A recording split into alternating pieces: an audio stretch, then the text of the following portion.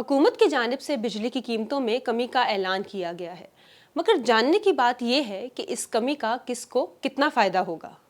لیکن بجلی کی قیمت کے متعلق بات کرنے سے پہلے یہ جان لیتے ہیں کہ محفوظ یا غیر محفوظ صارفین سے کیا مراد ہے۔ وہ جو مستقل مزاجی سے 6 ماہ تک ہر مہینے بجلی کے 50 یونٹ تک خرچ کرتے ہیں، انہیں محفوظ یا پروٹیکٹڈ صارفین کہا جاتا ہے۔ ایسے صارفین کے لیے بجلی کی فی یونٹ قیمت سب سے کم رکھی جاتی ہے۔ دوسری طرف 6 مہینوں میں کسی مہینے 50 یونٹ سے زیادہ خرچ کرنے والے صارفین کو غیر محفوظ یا نان پروٹیکٹڈ صارفین کہتے ہیں اور انہیں کم ریٹ کی سہولت نہیں دی جاتی۔ بجلی کے نئے نرخوں کے مطابق سنگل فیز میٹر رکھنے اور ماہانہ 100 یونٹ خرچ کرنے والے صارفین کو 2 گروپوں میں تقسیم کیا گیا ہے۔ 50 یونٹ تک خرچ کرنے والوں کے لیے فی یونٹ ریٹ 4 روپے 78 پیسے مقرر کیا گیا ہے، جبکہ 51 سے 100 یونٹ تک خرچ کرنے والے فی یونٹ قیمت 9 روپے 37 پیسے ادا کریں گے۔ دوسری طرف پروٹیکٹڈ صارفین کے لیے نرخ 14 روپے 67 پیسے سے کم کر کے 8 روپے 52 پیسے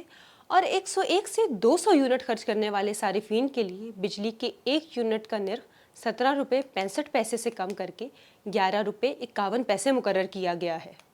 نئے نرخوں کے مطابق 300 یونٹ تک خرچ کرنے والے نان پروٹیکٹڈ صارفین کے لیے بجلی کے 1 یونٹ کی قیمت 41 روپے 26 پیسے سے کم کر کے 34 روپے 3 پیسے، جبکہ نان پروٹیکٹڈ 300 یونٹ سے زیادہ خرچ کرنے والے صارفین کے لیے 55 روپے 70 پیسے سے کم کر کے 48 روپے 46 پیسے مقرر کی گئی ہے۔ کمرشل کیٹیگری کے صارفین کے لیے نرخ 71 روپے 6 پیسے سے کم کر کے 62 روپے 47 پیسے، جنرل سروسز کے صارفین کے لیے فی یونٹ قیمت 56 روپے 67 پیسے سے کم کر کے 49 روپے 48 پیسے مقرر اور صنعتوں کے لیے بجلی کے فی یونٹ نرخ کی قیمت 48 روپے 19 پیسے سے کم کر کے 40 روپے 51 پیسے مقرر کی گئی ہے۔ بلک کیٹیگری کے صارفین کے لیے فی یونٹ قیمت 55 روپے 5 پیسے سے کم کر کے 47 روپے 87 پیسے ہوگی اور زرعی صارفین کے لیے فی یونٹ قیمت